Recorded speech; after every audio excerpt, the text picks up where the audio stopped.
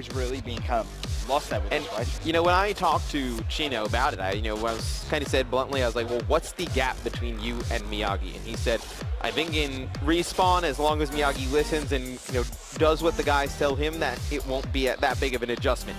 I think, though, Chino said this will be where the biggest drop-off will be in S&D, that Chino's really kind of that main focal point player for Rise. So we're going to see if Miyagi can pick up and fill in that role. A little bit worrying then if you are a Rise fan. Faze. Look at this. Look at that play. All right, who is this? Apathy about to get real looking in terms of kills. There's one. There's going to be two. Looks for the third. Doesn't matter. But that's a great trade if you are Faze. Pac-Man and Miyagi now left 2 versus 3. Meanwhile, Sensor has that bomb. It's unfortunate because I really like that play call out of Rise. Round 1, we're going to hit A hard aggressive. We're going to catch you off guard. And it just so happened that FaZe Black decided to push B hard right away. So just, it's just timing, man. I mean, we talk about it all the time, that COD timing. Just an unfortunate note call by, FaZe Black. They were able to pick that one out because they picked it pretty easy. Pac-Man left 1 versus 2. Gets ran at and falls. FaZe go 1-0 up. Tough one. You figure Rise, they came out probably in their mind, said, we're going to catch them completely off guard here round 1. We're going to push straight through A. We're going to make a play. They go to A, they see no resistance there, and then it's like, oh no, now we have to backtrack. And then you have Apathy in front of you shooting at you. Then you're kind of trapped in that A street, and that's just a really unfortunate spot to be in if you Rise. And the importance as well is Apathy recognizing, they all hit that bomb site. He needs to at least pick up 1 kill minimum, but managing to get 2 before he dies. That's big for his teammates, really kind of relieves a little bit of stress, helps them out massively there. As now Rise, of course, on the attacking side. Study looking for that snipe. Thought he may actually hit that, but not going to be able to do so. Diabolic, of course, with the bomb.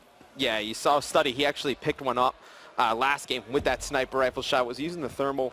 And I don't know if I'm a big fan of giving up on school, Ben. I think you have to at least play 1 player in school and show some resistance over here on this side of lockers. Oh, Apathy's brought out the shotgun. Okay. All right, App. What else you got? What else you got? You use anything else special? No, doesn't look like it. Bomb goes down. So they decide to give up B completely, the entire site, and they play further back. I would have liked to see them play at least 1 person in sight. And I think, Apathy using that shotgun, it might have been intended to be him, but he just decided to play another spot on the map. 3v2. Diabolic and Sender. Up for Rise. Study makes it a 1-on-3. Last man alive is Sender. And Sender looking at trying to clutch this up here. Managed to get the kill on Sensor. 15 seconds left. Just you stay alive. Ooh, and that's a tough one to lose. And Study, he's going to put some shots in. He's going to try and get away, and he does make it away.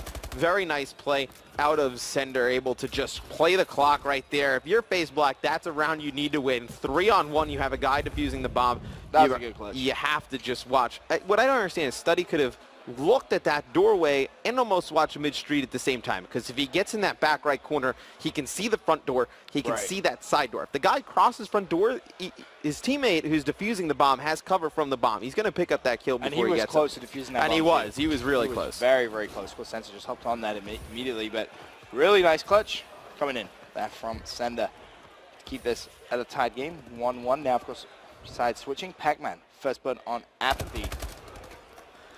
And I know we talked a little bit about it before pregame, Ben. It was Proofy. We were really going to look at him in this S&D, see how he was going to play for FaZe Black, and he's actually going to pick up first blood right there. Huge kill onto Sender, but just like that, it's going to be evened up, 3 players apiece. Look at Proofy's perspective as he actually falls that. Sensor's still in mid-garage. It's Miyagi that shut him down, but Sensor's going to be rushed. It's going to be Pac-Man, and Pac-Man gets the kill. Nice plays from Pac-Man. Now a 1-on-3. This time it's going to be Study from FaZe Black who has to clutch up.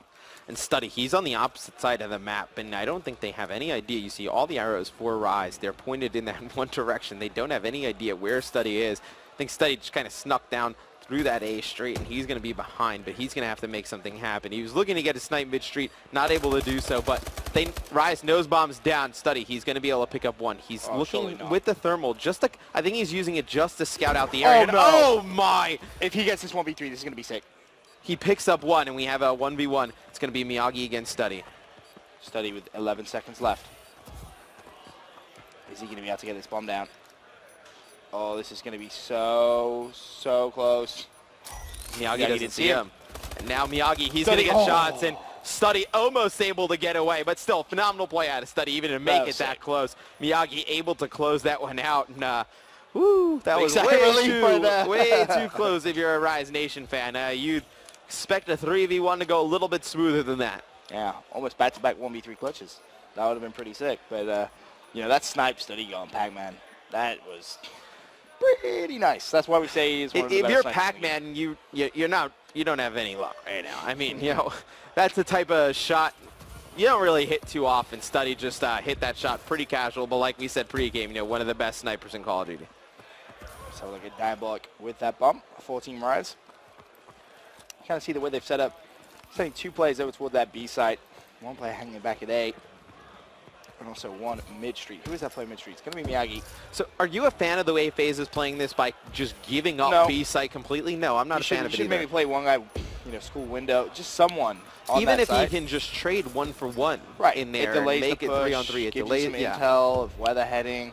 Allows you to rotate a little bit more. Now you're playing at such a huge disadvantage because now you can see Diabolic and Cinder, they can fall all the way back, and that's when we see teams get in trouble when they try and push into B to defuse, and that player jumps over, and Pac-Man is world starring people out here now. 1v2, however, I assume. That was a good kill and all, but Pac-Man is so far away from his teammates. Yeah. Like. No. Very far away. Nowhere near the bomb. Right. And it's a tough one because he makes a nice play. His teammates not able to stay alive long enough. I think that was kind of the plan, that Cinder and Diabolic were going to stay alive long enough to where he was going to be able to make a play. But I mean, even so. Just not able to do so. Yeah, you're too far away there. Diabolic as well, an 0-4 start. I was just going to point that out. I was going to say, I was like, Rise is getting a good game out of Pac-Man, but now Diabolic is suffering a bit. S&D hasn't really been too bad. No. If you look at it last event, you know, he was out there using the sniper rifle, made it look easy. But, you know, he's playing very well now. 7-3 as Sensor actually gets picked there. That's Sender with the sniper rifle. And Sender can snipe too. Got to admit, been very impressed with everything I've seen in the Session Show when it comes to him and the sniper rifle. Yeah, he's a very good sniper. We're going to see Pac-Man on your screen. He's going to toss some nades in there, get some hit markers. He's going to know players of Faze Black are inside that B bomb site area. Looks like he's going to have 1 teammate in pursuit. It's going to be Proofy, though, taking out Miyagi, and Pac-Man, he's going to have to back down. As you see kills coming in for Faze Black in the kill feed, it's going to be pretty much a proof show. Felt Diabolic was getting a little bit too desperate to pick up kills there. He just ran into that site, desperate to try and get that first kill, and that's not where you want to be. Surrounded by 3 Faze plays, you're immediately going to get shut down. Leaves Pac-Man in a horrible 1v3 again. So you get Proof hurt, and they're on bomb, and I think Miyagi challenged him with a sniper rifle up close as Proof was pushing into lockers. Just not the right positioning for that, not the right time for that. You know, this is a qualification match. This ain't, no, you got to take this one serious. Of course, the winner of this, as Matt said, will book that spot at the Call of Duty World Championship in a few weeks' time. Diabolic at 0-5. I mean, what's going wrong for him really right now? I mean, you see he's using that laser on the ASM-1. Got the Moors as a secondary. 1 Semtex. I think they've kind of put him in some pretty bad spots. Okay. I mean, you have him alone right now in garage, you know, with bomb and just a sniper rifle in his back pocket. There's really no play he can make from here, realistically. I mean, you know, he can look mid-map. He's actually going to be able to take Proof out right there as he sees him through the van to get his first kill of the game. But, you know, outside of challenging this one player there, if there's another player from Faze Black, he just trades that kill, he drops. Outside of that position, there's really nowhere else on the map he can look. Miyagi trying to get control of this A site. Needs to be careful because there are actually 2 plays around that side. And one carrying the form of Diabolic looking for his second kill in the round. Not going to be able to connect, but Miyagi, has he bought his teammate enough time? No! Sensor just turns around the corner, connects to the melee attack. Nice plays from him. Now 3 versus 2. Rise, need to make the play. 30 seconds left, Matt. So Diabolic is trapped, like we were talking about before, you know, just in an odd position. He's going to have to play mid-map, and you see Cinder, though, he's going to make a play. He's going to open up lockers, and you see right away on the mini-map, bomb going to be brought into that B site. Let's see how Apathy and Sensor decide to play this. That's a ballsy spot to try and plant from. So wide open. Well, he's going to be shot from green before he can even get it down, yeah. That was a bit rushed. Now all Faze has to do is play the clock. They know bomb's down over there. They're going to watch Cinder pick it up, and Cinder not going to have enough time to make anything happen. You know, it's just for Rise, it's really just little things like that that are going wrong. Not really going wrong, just you kind of overlook small plays like that. We see it, you know, all the time. Small plays like that make a huge difference in these games. I mean, Diabolic plants on the other side. He gets bombed down. Completely different round. Right. You're going to have to play it very, very different. Still. Changes the landscape of the whole series. Yeah, definitely. 4-2, though, in favor of Faze. Apathy putting up a great search and destroy display at 8-4. Steady not too far behind at 6-4. Is he going to go for a snipe? Don't think so. Actually, no. I think he is going to go for that snipe. Interestingly, just going to use that variable scope. Sees someone blue wall, misses the shot. That's Pac-Man, who I think has managed to just get away. Study, he's actually going to pick up Sender there, and the kill feed Proof's going to pick up Pac-Man as well. So a 4-on-2 advantage for the guys on Faze Black. They should be able to win this one. Now we're actually going to get a 3v2. It's going to be Diabolic pushing mid-street, taken out by Apathy. So now it's all going to be left up to Miyagi, and you just see so many individual one-on-one plays from the Rise guys. They really need to slow it down. Sometimes the game starts to move too fast, Ben, and you kind of get carried away, kind of, not I want to say lost in the moment, but kind of caught up in the game. I think Rise, they really need a round where they just slow it down, take a deep breath, and just go to something that they know works for them. Right. Nice pick there from Miyagi on Sensor. Creates a 1 versus 2. Study's going to tag him up. He's one shot, and he falls. And Faze playing this one so by the book, not really making any mistakes, and that's been the difference, really. It's been a huge difference. That's pretty much been the difference between these two teams. I would say, Apathy going off in that hard point, and then in the S&D, Apathy playing well, but nobody really kind of dominating the game from Faze Black. I think the story is Rise Nation getting so close to winning some of these rounds, and just little minor plays really just altering them and kind of giving these rounds away. Pac-Man 8-6, top of the team for Rise.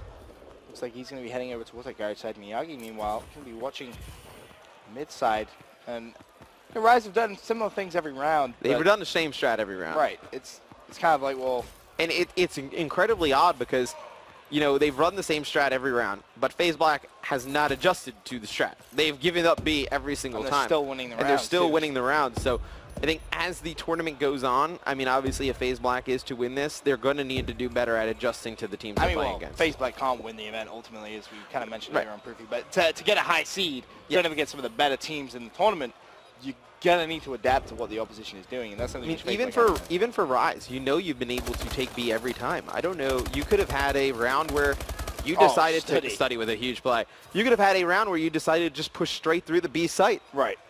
And just attack back trailer, exactly. They're already having one player there. Why not just flood him? Go for Study, he's about to, he's trying to pick up the ace right there, but they're going to get the bomb defused before he can. 6-2 in favor of Faze Black. Ben, how do you think this is going to play out going into this third map for Rise?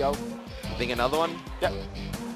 Today's the day of the 3-0s. Whether Rambo Ray likes it or not, it's probably going to be another one. A Study with 10 kills, Apathy with 10 kills.